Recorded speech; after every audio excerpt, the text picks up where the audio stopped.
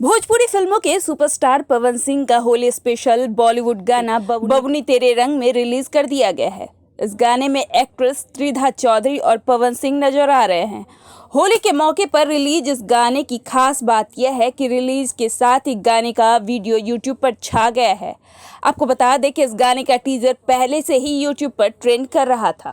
इस गाने में बॉलीवुड म्यूजिक डायरेक्टर सलीम सुलेमान का म्यूजिक है। पवन सिंह ने इस गाने के जरिए पहली बार बॉलीवुड के दिग्गज म्यूजिक डायरेक्टर सलीम सुलेमान के साथ मिलकर काम किया है। रिलीज से पहले पवन और सलीम दोनों अपने इस पावरफुल प्रोजेक्ट को लेकर एक्साइटेड दिखे थे। सलीम सुलेमान के अलावा इसमें बॉलीवुड कोरियोग्राफर और डायरेक्टर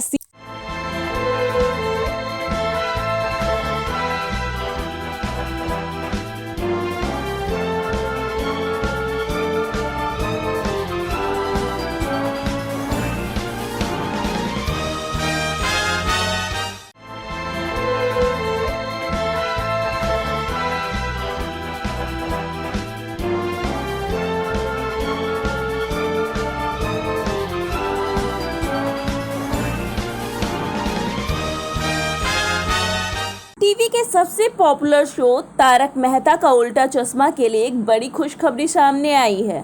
सोनी ने मंगलवार को खुलासा किया कि उनका हिट शो तारक मेहता जल्द ही दर्शकों के लिए एनिमेटेड सीरीज में नजर आएगा।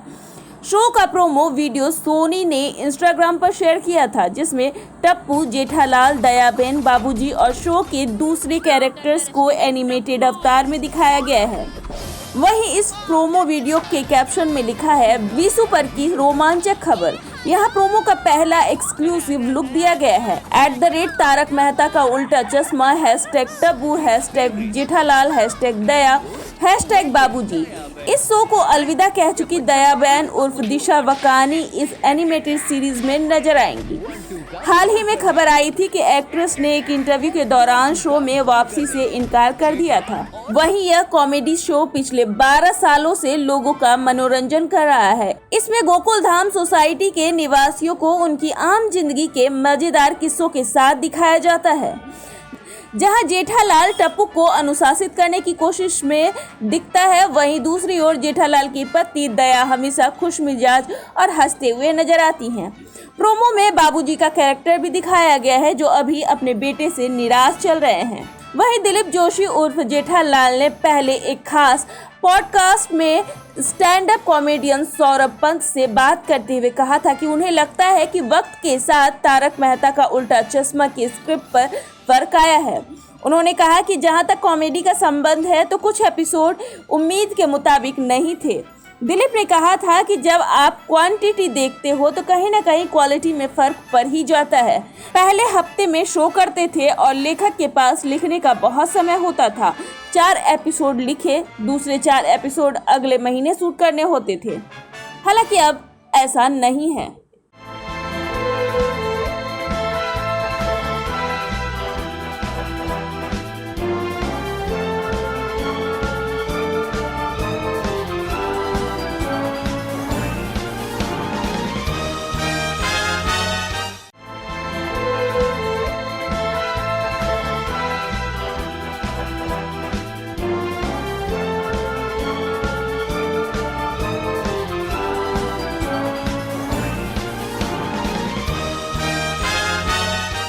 देश में जैसे जैसे कोरोना संक्रमण के मामले बढ़ रहे हैं, वैसे वैसे इसका असर एक बार फिर से एंटरटेनमेंट इंडस्ट्री पर भी पड़ना शुरू हो गया है।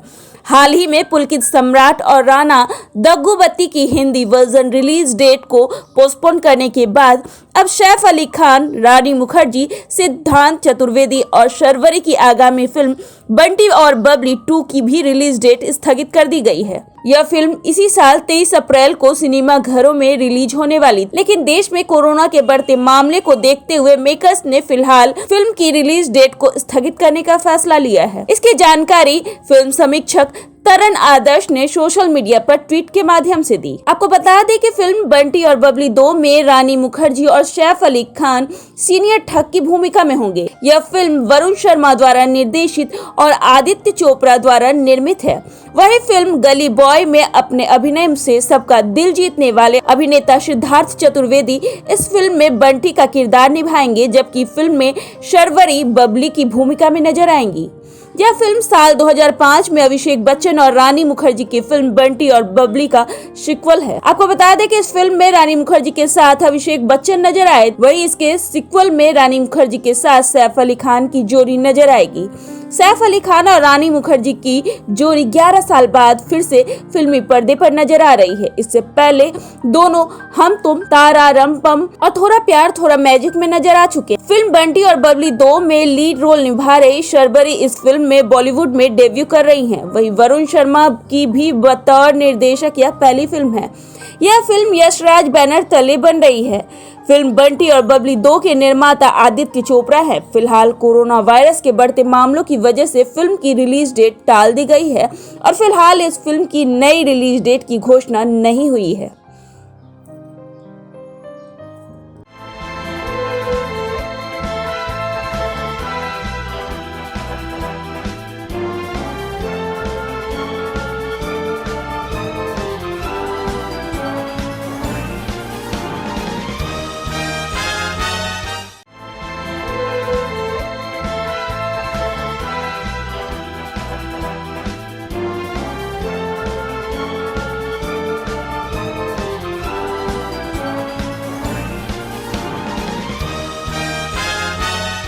बॉलीवुड अभिनेत्री कंगना रनौत की फिल्म थलाइवी का धमाकेदार ट्रेलर रिलीज हो चुका है। इस ट्रेलर को देख उनके फैंस और स्टार्स जमकर उनकी तारीफ कर रहे हैं। इस बीच कंगना को इंडस्ट्री के जाने माने फिल्म मेकर राम गोपाल वर्मा की भी जबरदस्त तारीफें मिली है। इसके बाद पोस्ट के जरिए उन्होंने सोशल मीडिया पर सबके सामने कंगना से माफी भी मांगी। दरअसल राम गोपाल वर्मा ने हाल ही में ट्वीट कर लिखा, कंगना जो भी मजबूत राय रखता है उसे कड़ी प्रतिक्रियाएं मिलती है। मैं ये स्वीकार करना चाहूंगा और मुझे लगा था कि आपने कुछ ज्यादा ही बढ़ा चढ़ाकर बोल दिया था कि जब आपने खुद ही हॉलीवुड की महान हस्तियों से तुलना की थी। लेकिन अब मैं माफी मांगता हूं और इस बात से 100% सहमत हूं कि इस दुनिया में आपकी जैसी बहुमुखी प्रतिभा वाली एक्ट्रेस नहीं है। आपको बता दें कि इससे पहले राम गोपाल वर्मा ने ट्वीट कर थलाइवी के लिए कंगना की जमकर तारीफ की थी। उन्होंने लिखा था कि मैं कुछ बातों में और कुछ अतिशयोक्ति पर आपसे असहमत हो सकता हूं, लेकिन मैं आपको सलाम करता हूं सुपर डुपर थलाइवी के लिए।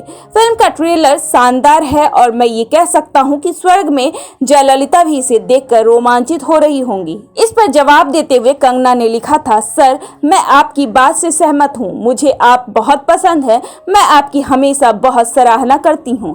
अहंकार से भरी इस मृत पड़ी दुनिया में जहाँ लोगों का ईगो और प्राइड बहुत ही जल्दी आहत हो जाया करता है, वहीं आप किसी बात को इतनी गंभीरता से नहीं लेते हैं, यहाँ तक कि आप खुद को भी गंभीरता से नहीं लेते हैं। मैं आपकी इस खूबी की तारीफ करती हूँ। मेरी तारीफ करने के लिए धन्यवाद।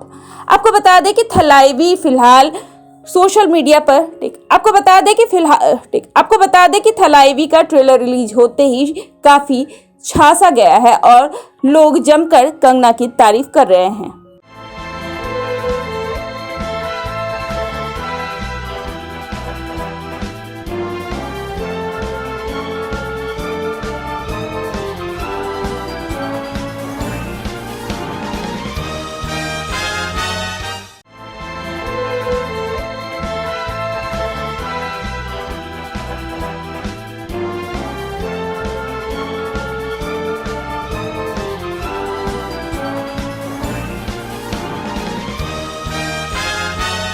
बॉलीवुड अभिनेता नवाजुद्दीन सिद्दीकी का पहला म्यूजिक वीडियो रिलीज हुआ है, जिसमें वो बेहद रोमांटिक नजर आ रहे हैं। इस गाने में नवाजुद्दीन पंजाबी सिंगर सुनंदा शर्मा के साथ नजर आ रहे हैं।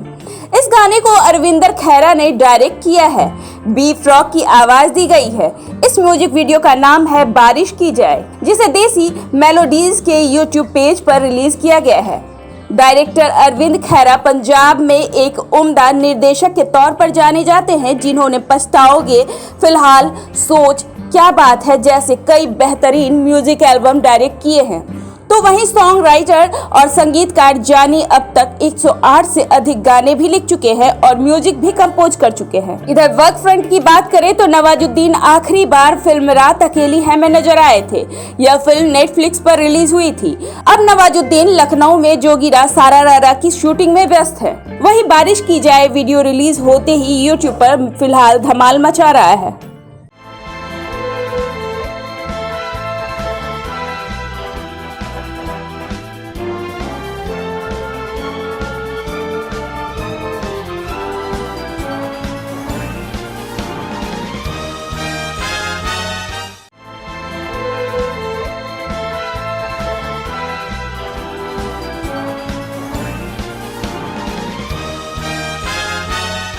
बॉलीवुड एक्ट्रेस सनी लियोनी ने हाल ही में अपने लिए एक नया घर लिया है। आपको बता दें कि पिछले साल कोरोना की वजह से वो भारत छोड़कर विदेश चली गई थी, लेकिन उन्होंने फिर से वापसी कर ली और आते ही उन्होंने खुद को एक तोहफे में घर दिया है। सनी लियोनी ने मुंबई में एक शानदार 5 BHK अपार्टमेंट खरीदा है और उन्होंने ये फ्लैट 28 मार्च 2021 को 16 करोड़ रुपए में खरीदा है। एक वेबसाइट की माने तो बॉलीवुड एक्ट्रेस सनी लियोनी ने मुंबई में लग्जरी 5 BHK अपार्टमेंट खरीदा है। सनी लियोनी का ये घर अंधेरी वेस्ट के अटलांटिस नाम की बिल्डिंग में 12वीं मंजिल पर स्थित है। इस 5 BHK अपार्टमेंट का कारपेट एरिया 3967 वर्ग फीट है। सनी लियोनी के वर्क फ्रंट की बात करें तो वह इन दिनों रियलिटी शो स्पीड विला के सीजन 13 की शूटिंग में व्यस्त हैं। इसके साथ ही वह विक्रम भट्ट की वेब सीरीज अनामिका की शूटिंग कर रही है। इस वेब सीरीज में एक्ट्रेस सोनाली सहगल के साथ नजर आएंगी। सनी लियोनी फिल्म इंडस्ट्री में उन खूबसूरत और हॉट अदाकाराओं में से एक हैं जिनकी हर तस्वीर और वीडियो सोशल मीडिया पर जमकर वायरल होती है और उनके फैंस जमकर उन पर प्यार भी लुटाते हैं।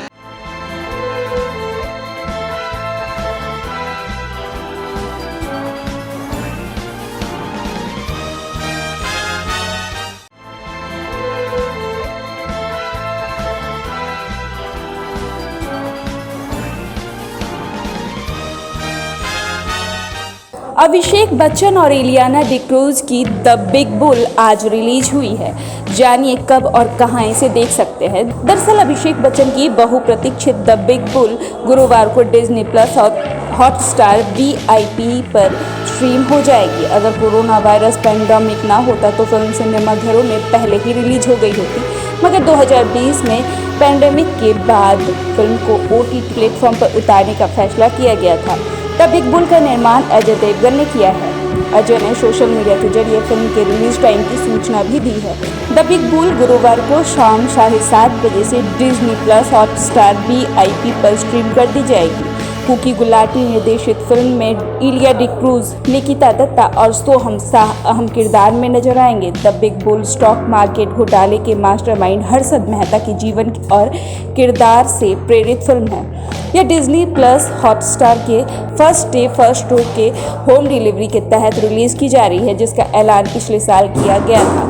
इस कड़ी में लक्ष्मी, सड़क, दिल बेचारा, लूट केस और खुदा हाफिज रिलीज हो चुकी है। अब बस अजय देवगन की भुज द प्राइम ऑफ इंडिया बाकी है। The big bull Hansal Mehta की बहुचर्चित वेब सीरीज स्कैम 1992 से समानता के लिए खूब चर्चा हो रही है। हालांकि हंसल ने खुद कहा था कि दोनों की तुलना करना सही नहीं है क्योंकि दोनों बिल्कुल अलग प्रोजेक्ट है। वहीं एक इंटरव्यू में अभिषेक ने कहा था कि ट्रेलर आने के बाद लोगों ने दोनों प्रोजेक्ट की तुलना बंद कर दी है क्योंकि द बिग बुल उसी विषय पर बिल्कुल अलग टेक है। साल 2020 में पैंडेमिक के बाद अभिषेक OTT की दुनिया में काफी सक्रिय हैं। उन्होंने अमेजन प्राइम वीडियो की thriller web series Breathe Into the Shadows से OTT प्लेटफॉर्म्स पर कदम रखा और इसके बाद नेटफ्लिक्स की एंथोलॉजी फिल्म लूडो में भी अभिषेक नजर आए। यह फिल्म काफी चर्चित रही। इस फिल्म में अभिषेक ने बेहद अहम किरदार निभाया था। अजय ने अभिषेक को लेकर द बिग बुल बनाया तो दूसरी ओर उनके पिता अमिताभ बच्चन को अपनी फिल्म मे डे में निर्देशित कर रहे हैं जो अगले साल रिलीज होगी। इस फिल्म में रकुल प्रीत भी एक अहम किरदार में दिखने वाली है।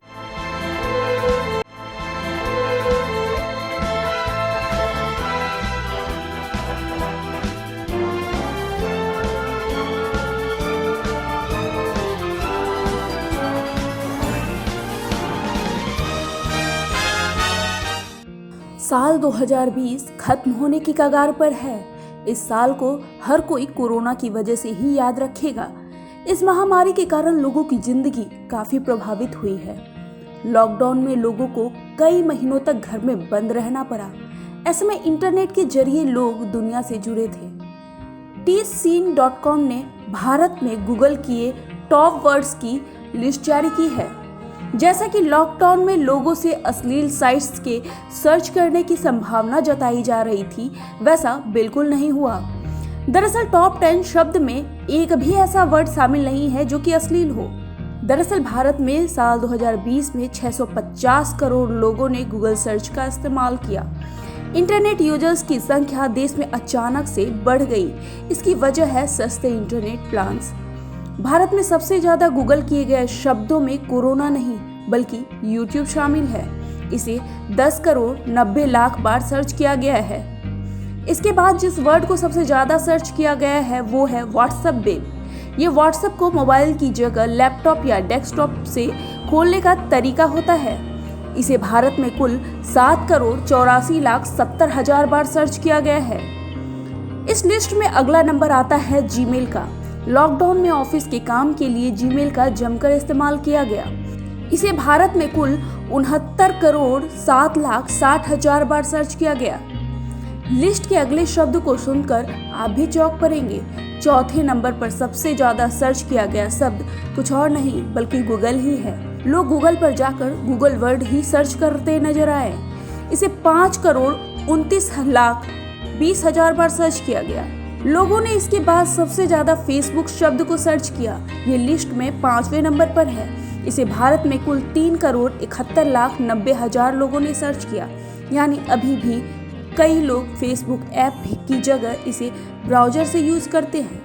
क्विकबज और हॉटस्टार इन 2 वर्ड्स को सर्च करने की वजह IPL है, जहां क्विकबज को 2 करोड़ 32 लाख 10 हजार लोगों ने सर्च किया, तो वहीं हॉटस्टार को 2 करोड़ 18 लाख 80 हजार लोगों ने सर्च किया।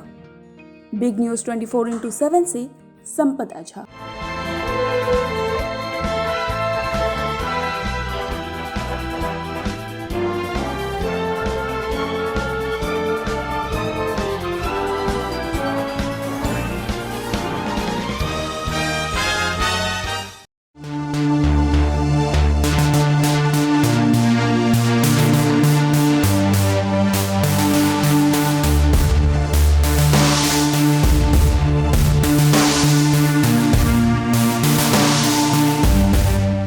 पश्चिम बंगाल में विधानसभा चुनाव में पश्चिमी मेदिनीपुर के घाटाल विधानसभा पहुंचे भाजपा के राष्ट्रीय अध्यक्ष JP नड्डा ने जनता के वोटों के साथ दिल भी जीतने की कोशिश की है।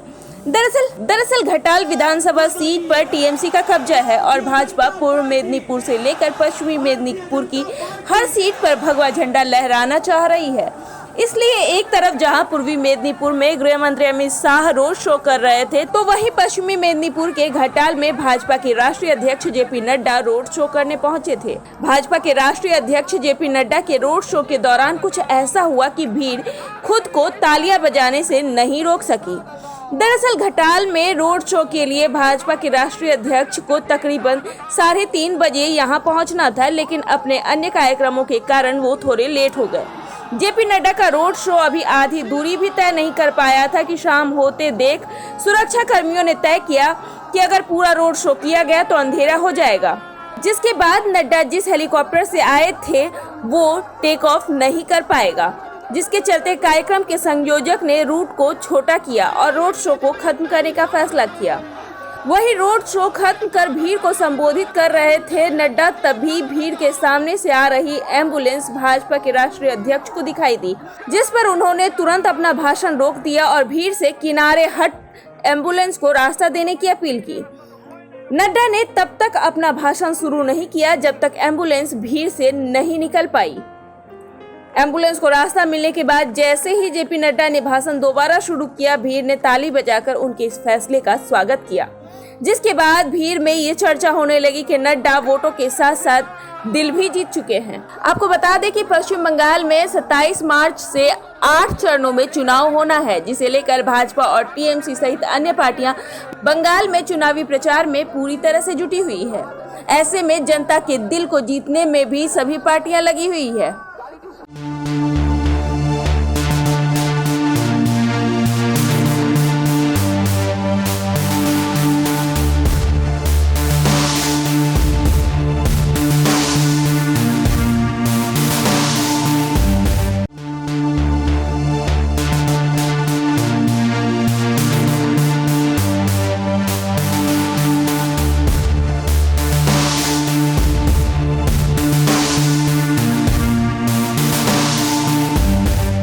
पश्चिम बंगाल विधानसभा में नंदीग्राम में चुनाव को लेकर माहौल पूरी तरह से गर्म है। दरअसल आज नंदीग्राम में केंद्रीय गृह मंत्री अमित शाह, मिथुन चक्रवर्ती का रोड शो है, तो ममता बनर्जी भी पीछे नहीं हट रही। उनकी भी आज लगातार कई सभाएं और रोड शो है, लेकिन आज सुबह एक ऐसी घटना घट गई जिसके बाद ममता बनर्जी काफी विफर गई थी।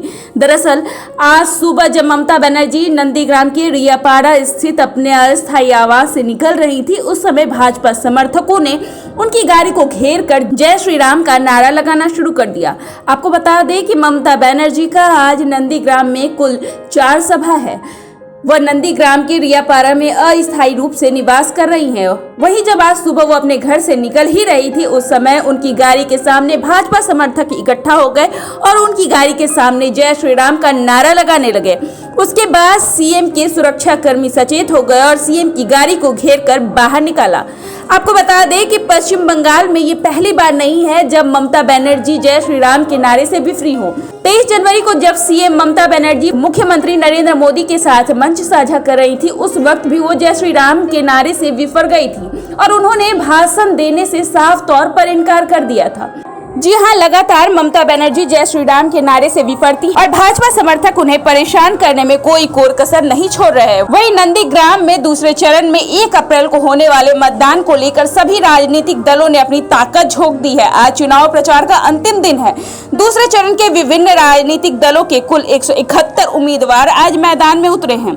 दक्षिण 24 परगना, पश्चिमी मेदिनीपुर, बांकुड़ा और पूर्व मेदिनीपुर जिलों के कुल 30 सीटों पर मतदान होंगे। इसमें नंदीग्राम में महासंग्राम मचा हुआ है, क्योंकि खुद सीएम ममता बनर्जी नंदीग्राम से चुनाव लड़ रही है और उनके खिलाफ उनके ही बागी नेता शुभेंदु अधिकारी है। इसलिए ये सीट इस बार हॉट सीट बना हुआ है और इस बार इस सीट को लेकर घमासान मचा हुआ है। नंदीग्राम विधानसभा सीट से खुद राज्य की सीएम ममता बनर्जी चुनाव लड़ रही है और लगातार उनको भाजपा जय श्री राम के नारे के साथ घेर रही है। इसके अलावा कई मुद्दों को लेकर भाजपा लगातार सीएम ममता पर हमलावर है। वहीं आज सुबह की घटना से वहीं आज सुबह की घटना के बाद और सीएम के सुरक्षा गार्ड काफी सचेत हो गए हैं।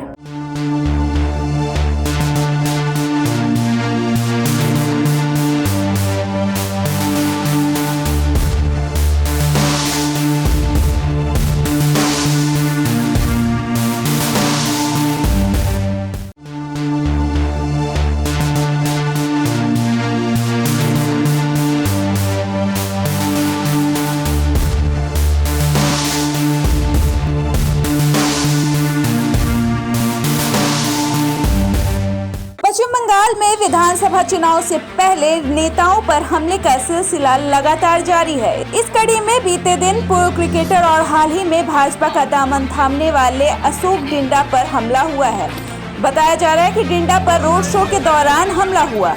डिंडा पश्चिम बंगाल विधानसभा चुनाव में भाजपा के उम्मीदवार भी हैं। वो मोइना से भाजपा के टिकट पर चुनाव भी लड़ रहे हैं। वहीं मंगलवार को वो इस इलाके में प्रचार करने के लिए निकले थे, तब उन पर हमला हो गया। जिसके बाद डेंडा ने खुद ट्वीट कर इस हमले की जानकारी दी। उन्होंने इस हमले के लिए टीएमसी के गुंडों को जिम्मेदार ठहराया है। आपको बता दें कि अशोक डिंडा ने ट्वीट कर कहा कि टीएमसी के कार्यकर्ताओं ने उनके काफिले पर हमला कर दिया। आगे उन्होंने बताया कि टीएमसी कार्यकर्ताओं ने मोइना के बीडीओ के पास उनको घेर लिया और उन पर हमला किया।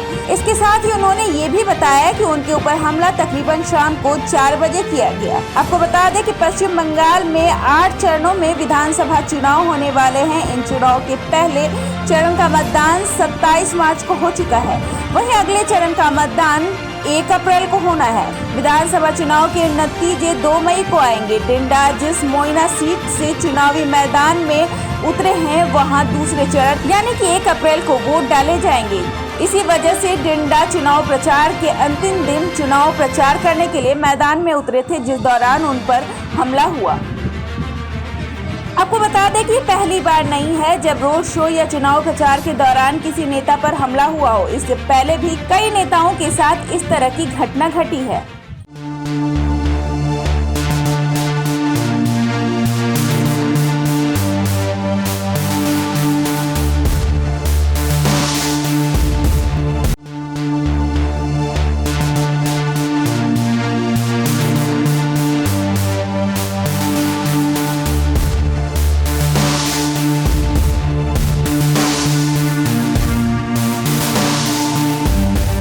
पश्चिम बंगाल की राजनीति में लगातार उतार चढ़ाव चल रहा है। इस बीच जहां एक ओर कल नंदीग्राम में दूसरे चरण का चुनाव है, वहीं दूसरी ओर ममता खेमा एक बार फिर कमजोर पड़ गया है। जी हां, ममता खेमे के एक दिग्गज नेता दिनेश बजाज ने आज भाजपा का दामन थाम लिया है। दरअसल कैलाश विजयवर्गीय की अध्यक्षता में कोलकाता के हेस्टिंग दफ्तर में दिनेश बजाज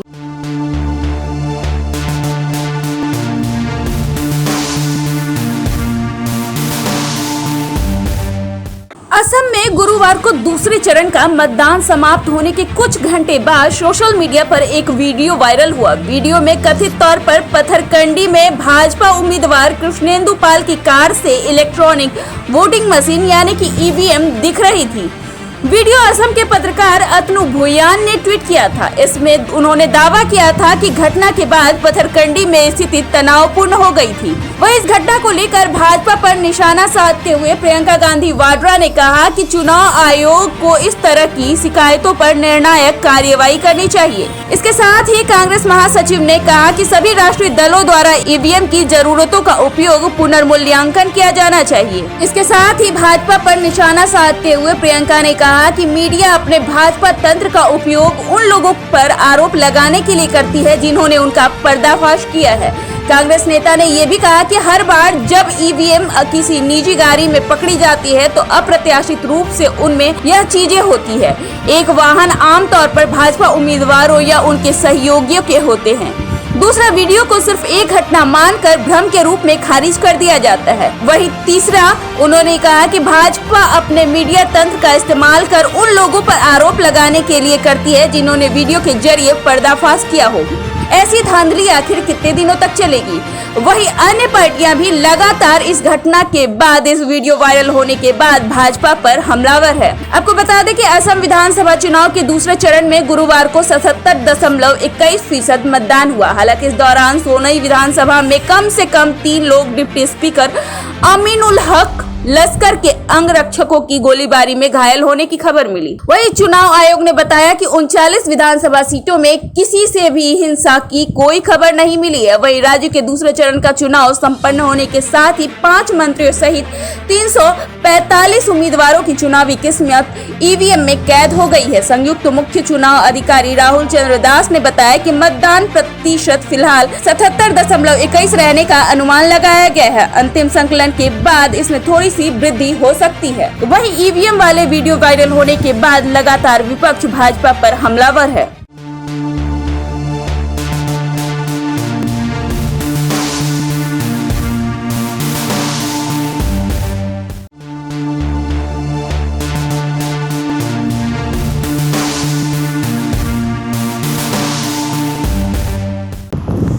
पश्चिम बंगाल के सत्तारूढ़ पार्टी तृणमूल कांग्रेस ने प्रधानमंत्री नरेंद्र मोदी के उस बयान पर पलटवार किया है जिसमें उन्होंने कहा था कि दीदी सुरक्षित सीट तलाश रही हैं। टीएमसी ने ट्वीट कर कहा कि दीदी नंदीग्राम की सीट पर जीत हासिल करेंगी, इसलिए दूसरे सीट से चुनाव लड़ने का तो सवाल ही पैदा नहीं होता। दरअसल बीते दिन पश्चिम बंगाल के उलबुएरिया में एक चुनावी रैली को संबोधित करते हुए पीएम मोदी ने कहा था कि नंदीग्राम में अपनी हार सुनिश्चित देख ममता बनर्जी किसी और सुरक्षित सीट की तलाश कर रही हैं। इस पर टीएमसी ने ट्वीट किया, दीदी नंदीग्राम जीत रही हैं, दूसरी सीट से चुनाव लड़ने का सवाल ही नहीं उठता। पीएम मोदी इससे पहले कि पश्चिम बंगाल में नामांकन के अंत के साथ लोगों को आपका झूठ नजर आए, उन्हें गुमराह करने की कोशिश बंद करें। आप 2024 में सुरक्षित सीट की तलाश करें क्योंकि वाराणसी में आपको चुनौती दी जाएगी। आपको बता दें कि प्रधानमंत्री मोदी ने गुरुवार को दावा किया कि पश्चिम बंगाल की जनता मुख्यमंत्री ममता बनर्जी से नाराज हैं और अब उन्हें लोगों के इस गुस्से से कोई नहीं बचा सकता। साथ ही उन्होंने कहा कि आज नंदीग्राम में जो भी कुछ हुआ उससे पता चलता है कि दीदी भी अब हार मान चुकी है। एक चुनावी रैली को संबोधित करते हुए पीएम ने यह दावा भी किया कि नंदीग्राम में अपनी हार सुनिश्चित देख ममता बनर्जी किसी और सुरक्षित सीट की तलाश कर रही। उन्होंने कहा कि क्या ममता दीदी इस चुनाव में अपने 10 साल के शासन का हिसाब दे रही हैं? सच्चाई यह है कि उनके पास हिसाब देने के लिए कुछ है ही नहीं। दीदी, आपको अंदाजा नहीं है कि बंगाल के लोग आपसे कितने नाराज हैं। बंगाल के लोगों के गुस्से से आपको कोई नहीं बचा सकता। दीवार पर लिखा हुआ पढ़ लीजिए, कान खोलकर सुन लीजिए, बंगाल की जनता चुनाव में आपको सजा देकर रहेगी।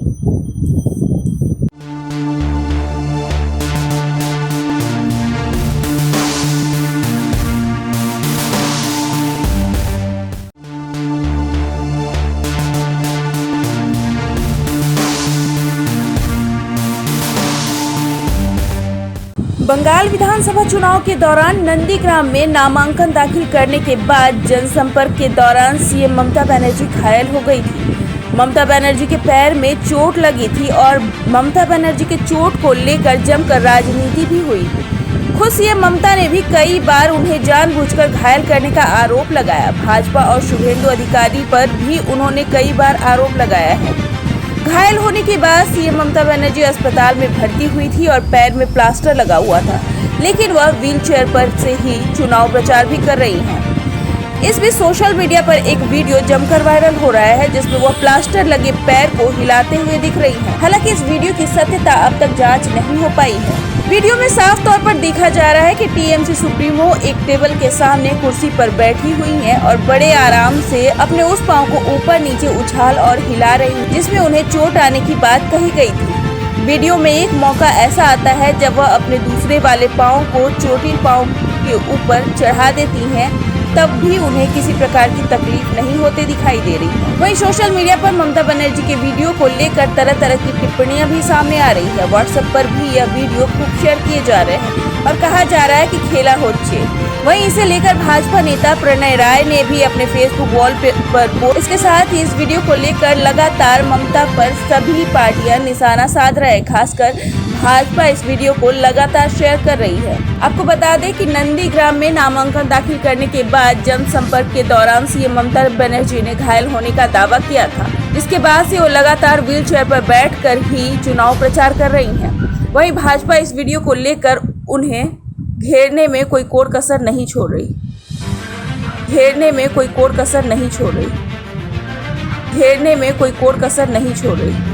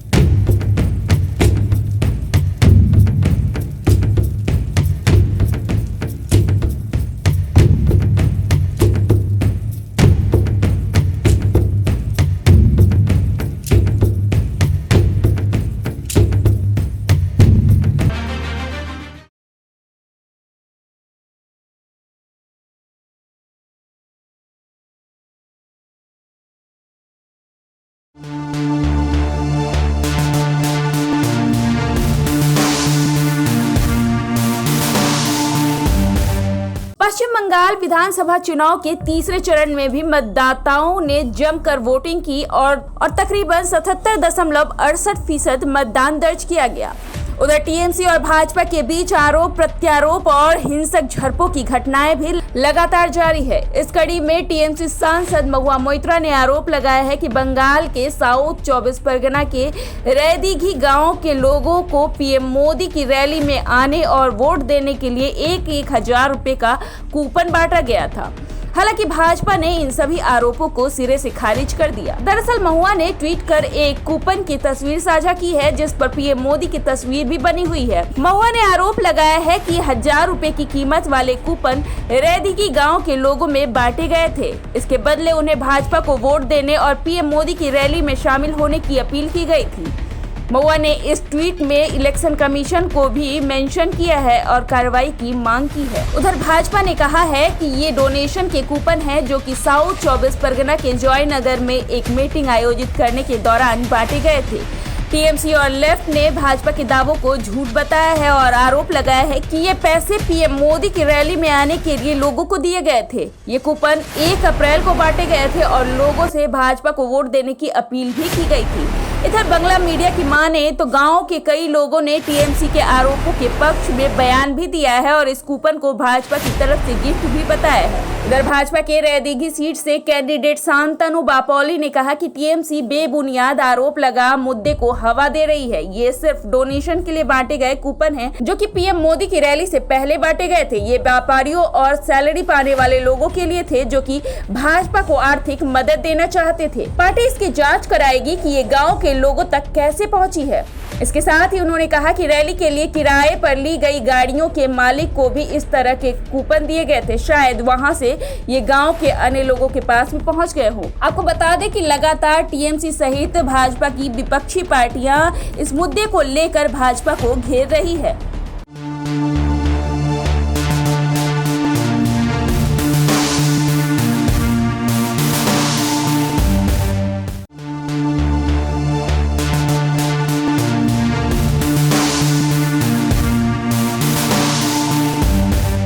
पश्चिम बंगाल में चुनाव के बीच बीते 24 घंटे में 4,398 नए मामले कोरोना संक्रमण के पाए गए, जिसके बाद कोरोना संक्रमितों की संख्या कुल बढ़कर 6,14,896 हो गई है। इसके साथ ही 10 और मरीजों की मौत भी हो गई। अब तक इस महामारी से जान गंवाने वालों का आंकड़ा भी बंगाल में 10,400 हो गया है।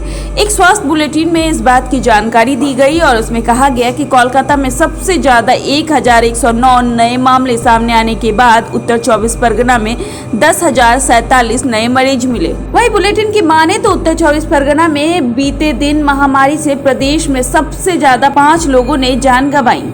कोलकाता में संक्रमण से 3 लोगों ने दम तोड़ा तो दक्षिण 24 परगना और बीरभूम में एक मरीजों की मौत भी हो गई।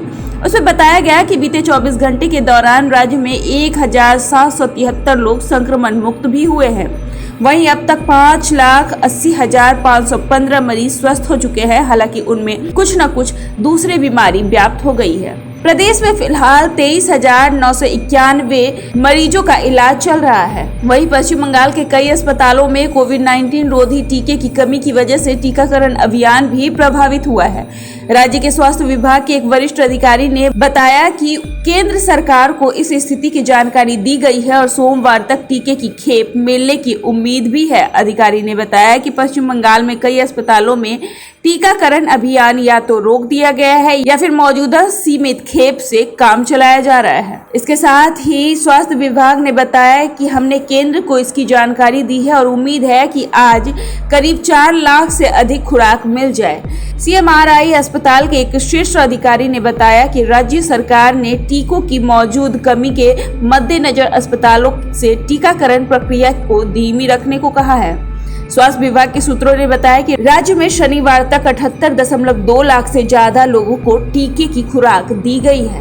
आपको बता दें कि बीते दिन पीएम मोदी ने टीका अभियान भी चलाया है, जिसके साथ ही लोगों से 4 अपील भी की गई है, जिसमें कोरोना के नियमों के पालन को लेकर पीएम मोदी ने लोगों से अपील की है। इसके साथ ही बंगाल में चुनावी महासंग्राम के बीच बढ़ते भीड़-भाड़ से लगातार कोरोना संक्रमितों का आंकड़ा भी बढ़ता जा रहा है।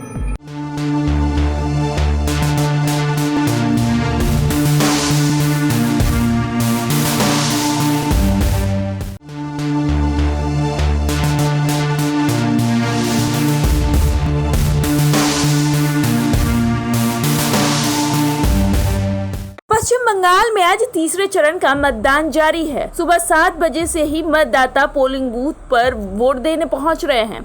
वहीं 31 विधानसभा सीटों पर वोटिंग जारी है। करीब 78,52,425 वोटर्स अपने मताधिकार का आज प्रयोग करेंगे। वहीं 205 उम्मीदवार आज मैदान में हैं। इधर आज वोटिंग वाली कुल 31 सीटों में से 16 सीटें दक्षिण 24 परगना, 7 सीटें हावड़ा और 8 सीटें हुगली जिले में हैं। यह संपूर्ण निर्वाचन क्षेत्र तृणमूल कांग्रेस का गढ़ माना जाता है और इन इलाकों में टीएमसी की जबरदस्त पकड़ मानी जाती है। पिछले विधानसभा चुनाव साल 2016 में ममता बनर्जी की पार्टी ने इन सीटों पर एकमुश्त जीत हासिल की थी। उनके उम्मीदवारों ने विरोधियों को पूरी तरह से परास्त कर 29 सीटों पर जीत हासिल की थी, जबकि कांग्रेस और वाम दलों को मात्र एक सीट से ही संतोष करना पड़ा था। भाजपा का तो खाता भी नहीं खुला था। इधर साल 2019 के लोकसभा चुनाव में भी सत्तारूढ़ पार्टी तृणमूल ने अपना दबदबा इस दौरान बरकरार रखा था। वहीं 27 मार्च को बंगाल में पहले चरण का चुनाव हुआ था। इस दौरान वोटिंग प्रतिशत 84.63% रही। वहीं 1 अप्रैल को दूसरे चरण की वोटिंग हुई थी, तब वोटिंग प्रतिशत 86.11 रहा। पश्चिम बंगाल में आज 31 विधानसभा सीटों पर तीसरे चरण का मतदान जारी है। इसके बाद पश्चिम बंगाल में और 5 चरणों में चुनाव होगा। 29 अप्रैल को राज्य में आखिरी चरण की वोटिंग होनी है। 2 मई को वोटों की गिनती होगी और इस दिन फैसला होगा कि आखिरकार पश्चिम बंगाल की सत्ता किसे हासिल होगी। आपको बता दें कि फिलहाल पश्चिम बंगाल में भाजपा और टीएमसी के बीच कड़ा मुकाबला है। वहीं आज वोटिंग के दौरान कई छिटपुट खबरें भी सामने आई है। वहीं आज हावड़ा में टीएमसी नेता के घर से 4 ईवीएम बरामद होने के आरोप लगे हैं।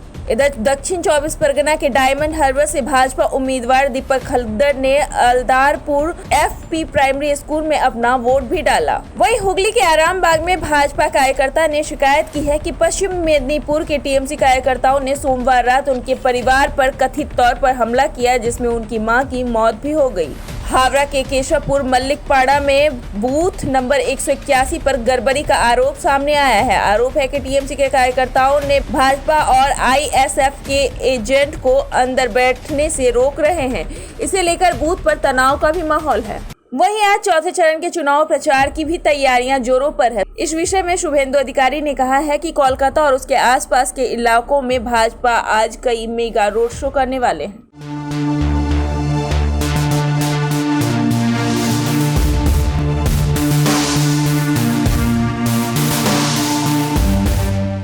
बिग न्यूज सवार आगे सवार साथे। शीतलकुची विधानसभा में जोड़ाकारी ग्राम पंचायत के 126/5 बूथ पर मतदान में बाधा तृणमूल के खिलाफ। 4 लोगों की गोली मारकर हत्या कर दी गई और केंद्र सरकार ने गोली चलाई।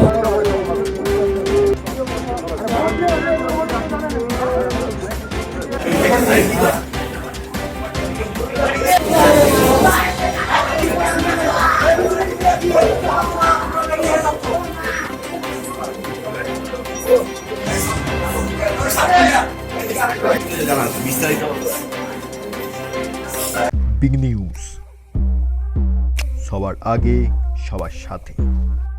बिग न्यूज सवार आगे सवार साथे।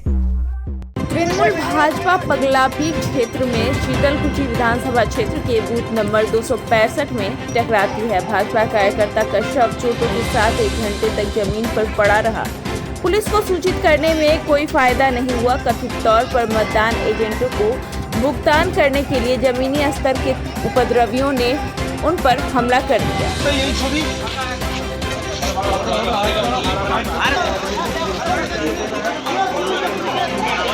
হারমাত বাহিনীরা এখানে জড়ো হয়েছিল, আমাদের লোকেদের এইভাবে একজনকে মেরেছে, অনেকে পাথর মেরেছে, অনেকে আহত হয়েছে, বন্দুক অনেক কিছু নিয়ে আসছে। আমরা জবাব দিতে, আমরা তাদের তৃণমূলের হারমাতদের সামনে পুলিশে বারবার জানা সত্ত্বেও পুলিশ প্রশাসন এখনো আসলো না। আমরা একবার পুলিশ প্রশাসনকে জানাচ্ছি, তবু পুলিশ প্রশাসন এখনো আসলো না কেন? আমরা জবাব চাই। আমার নাম রামকৃষ্ণ বর্মন। টুলু বিগ নিউজ, সবার আগে সবার সাথে।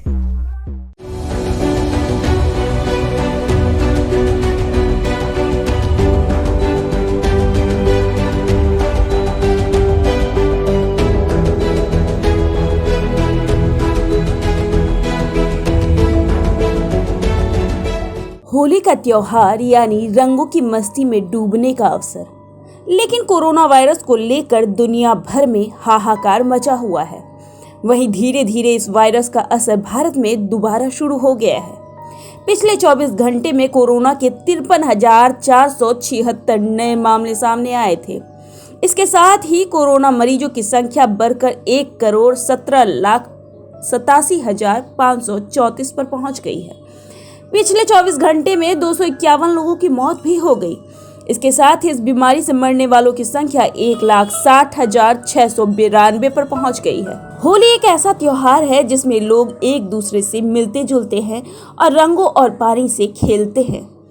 वहीं कोरोना संक्रमण के बढ़ते मामले भी चिंता का विषय बन गए हैं। सवाल उठना तो लाजमी है, क्योंकि अब से कुछ ही दिन बाद देश में होली है और जिस तरह से इस वायरस का प्रसार फैल रहा है, लोगों में खौफ भी है। आपके मन में भी एक सवाल उठ रहे होंगे कि कहीं इस बार होली पर भी कोरोना वायरस का ग्रहण तो नहीं लगेगा।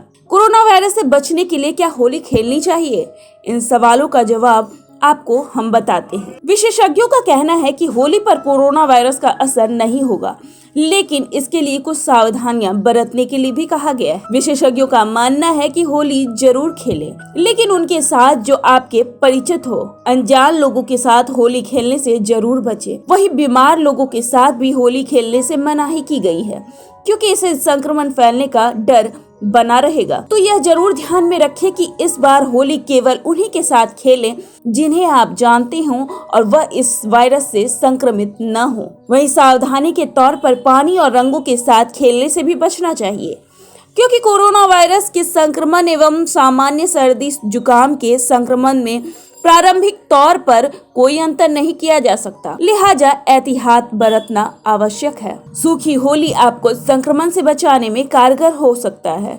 विशेषज्ञों का मानना है कि होली में केमिकल रंगों की बजाय प्राकृतिक रंगों से सूखी होली खेलने की सलाह दी जा रही है, ताकि आपको कोई नुकसान न हो। तो यह जरूर जान ले कि होली में कोरोना वायरस का कोई असर नहीं होगा, बस केवल आपको इन सब बातों का ध्यान रखना होगा और आप मस्ती से होली खेलें।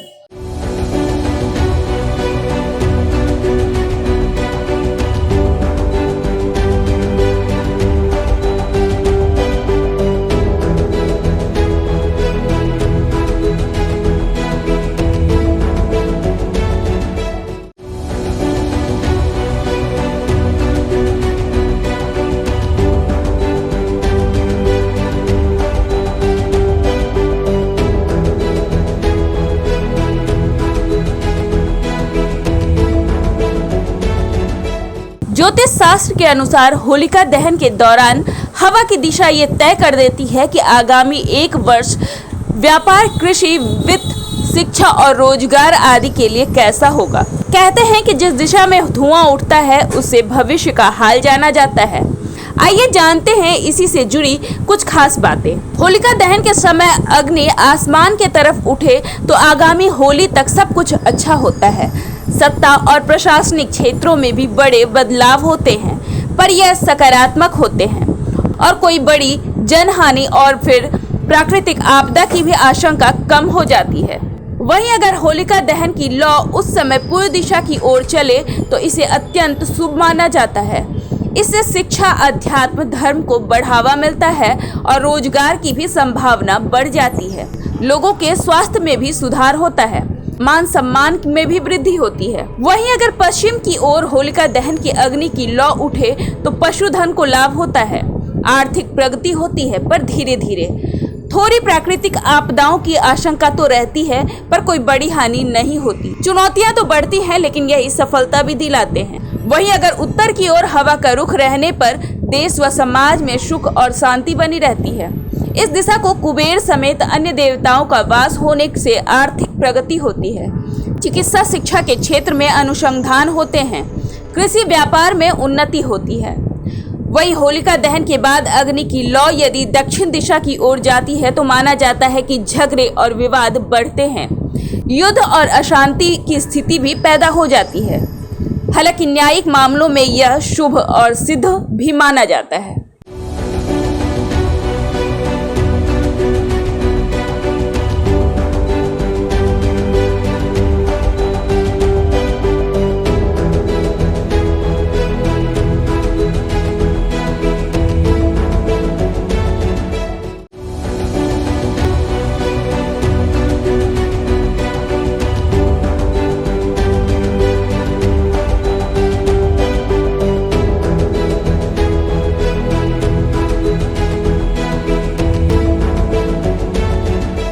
होली का पर्व भक्त प्रहलाद की भक्ति और भगवान द्वारा उसकी रक्षा के स्वरूप में माना जाता है। माना जाता है कि इसी दिन कामदेव का पुनर्जन्म हुआ था। मनु का जन्म भी इसी दिन के लिए माना जाता है। कहीं न कहीं यह भी मान्यता है कि इस दिन भगवान कृष्ण ने पूतना का वध किया था। इस त्योहार का संबंध भगवान शिव और भगवान कृष्ण दोनों से ही माना जाता है। भगवान शिव का भस्माभिषेक होता है और उनका पूर्ण श्रृंगार किया जाता है, जबकि कृष्ण के साथ रंग और फूलों की होली खेली जाती है। इधर तांत्रिक मान्यताओं के अनुसार यह आध्यात्मिक पर्व है। इस बार होली 29 मार्च यानी आज है। आइए आपको हम बताते हैं इसके पीछे के कुछ वैज्ञानिक मान्यता। होली खेलने के पीछे की वैज्ञानिक मान्यता क्या है, आइए आपको हम इस पर एक नजर डालते हुए इसे विस्तार से बताते हैं। होली के पहले मन में उदासी और तनाव का भाव होता है। अलग अलग रंग उस उदासी और तनाव को दूर कर देते हैं। ढेर सारे लोगों से मेल मुलाकात के कारण मन की करवाहट भी दूर हो जाती है। सुगंध और रंग मिलकर मन और शरीर को नया सा कर देते हैं। क्या है होली खेलने का विधान, आइए अब इस पर भी गौर करते हैं। रंग या अबीर के खेलने के पूर्व उसको भगवान को समर्पित कर देना चाहिए। अपनी अपनी इच्छाओं के अनुसार अगर ऐसा करे तो सर्वोत्तम होता है। होलिका दहन से लाई गई राख से शिव भगवान का अभिषेक करना शुभ माना जाता है। अलग अलग लोगों की अलग अलग राशियों के लोगों के लिए अलग अलग महत्व है और अलग अलग राशियों के लोगों को अलग अलग रंग से होली खेलनी चाहिए। अगर आपको आपकी राशि नहीं मालूम है तो अपनी विशेष इच्छा की पूर्ति के लिए विशेष रंग से होली खेलने का भी आप प्रयास कर सकते हैं। आइए आपको हम बताते हैं कि किस रंग से होली खेलना शुभ होता है। दरअसल धन के लिए गुलाबी रंग से होली खेले, स्वास्थ्य के लिए लाल रंग से होली खेले, शिक्षा के लिए पीले रंग या चंदन से होली खेले, शीघ्र विवाह या वैवाहिक बाधाओं के लिए गुलाबी और हरे रंग से होली खेले, करियर के लिए हल्के नीले रंग से होली खेले, लेकिन होली जरूर खेलें। बिग न्यूज 24x7 की ओर से आप सभी को होली की हार्दिक शुभकामनाएं।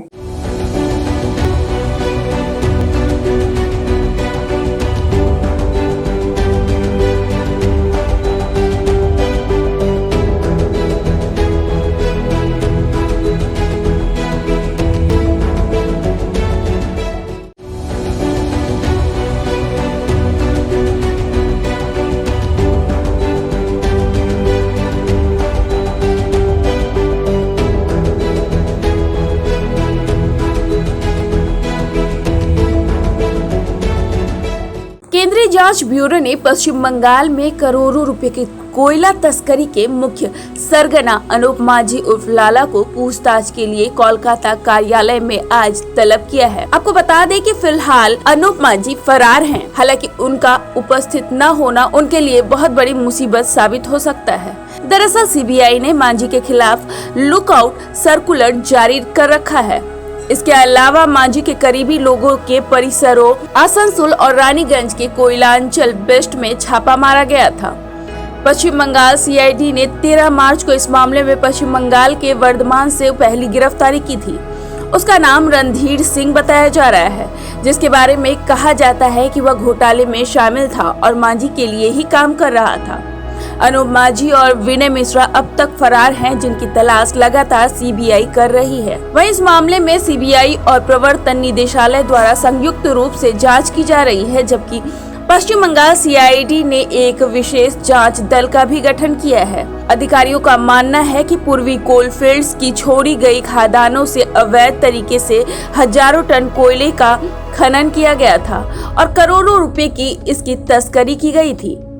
वहीं कोयला घोटाले मामले में हाल ही में अभिषेक बनर्जी की साली से भी सीबीआई ने पूछताछ की थी। इसके साथ ही अभिषेक की साली के ससुर और उनके और भी परिजनों से भी सीबीआई ने पूछताछ की थी, जिसके बाद ये मामला और भी गंभीर होता गया। वहीं चुनाव से पहले लगातार कोयला तस्करी मामले को लेकर सीबीआई लगी हुई है।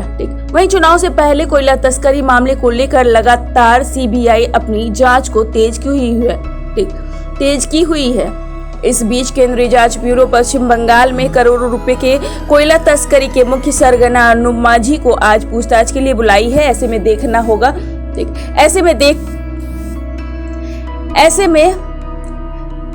देखना होगा कि वो आखिरकार आज आते हैं या नहीं।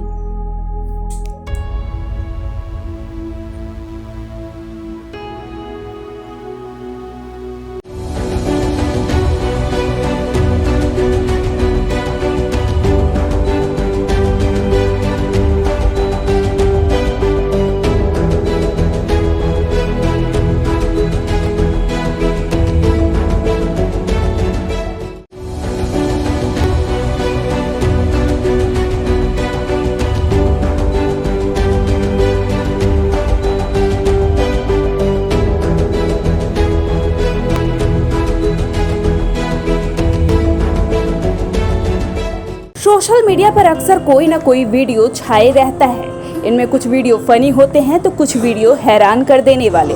वहीं कुछ वीडियो ऐसे होते हैं जिसे देखकर लोग आश्चर्यचकित रह जाते हैं। एक ऐसा ही वीडियो इन दिनों काफी तेजी से सोशल मीडिया पर वायरल हो रहा है, जिसने बड़े बड़े दिग्गजों को हैरान कर दिया है। वीडियो में पाकिस्तान के रहने वाले 6 साल के बच्चे ने जिस तरह से बैटिंग की है, उसने लोगों का दिल जीत लिया है और लोग अब इस बच्चे की तारीफ कर रहे हैं। कहते हैं कि दुनिया में टैलेंट की कमी नहीं है। इस बच्चे का टैलेंट देखकर लोग हैरान हैं और इसकी तुलना पाकिस्तानी क्रिकेटर बाबर आजम से कर रहे हैं। जैसा कि आप वीडियो में देख सकते हैं कि किस तरह यह छोटा सा बच्चा नेट पर प्रैक्टिस कर रहा है।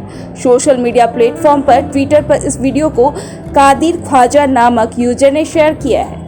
वीडियो शेयर करने के बाद कैप्शन में लिखा हुआ है, ये है पाकिस्तान का रियल टैलेंट। लाहौर का रहने वाला 6 साल का गौहर लियाकत देखिए किस तरह कवर ड्राइव कट शॉट पुल शॉट्स लगा रहा है। सोशल मीडिया पर अब यह वीडियो तेजी से वायरल हो रहा है। इस बच्चे की तुलना लोग बाबर आजम से ही कर रहे हैं। मोहम्मद यूसुफ ने भी इस वीडियो को शेयर करते हुए लिखा है, माशाअल्लाह कौन है ये भाई।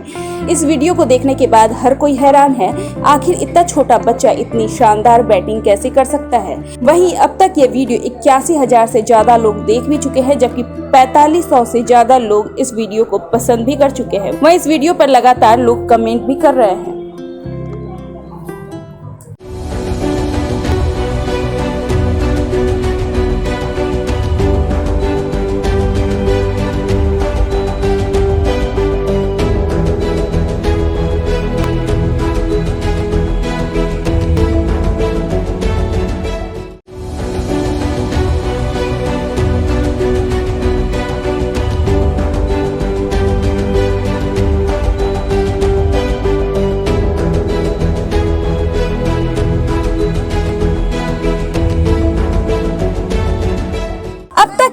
ऐसे बड़े प्राइवेसी लीक्स के मामले सामने आ चुके हैं, जिसमें सुनने को मिलता है कि यूजर्स के निजी जानकारी ऑनलाइन लीक हो चुकी है।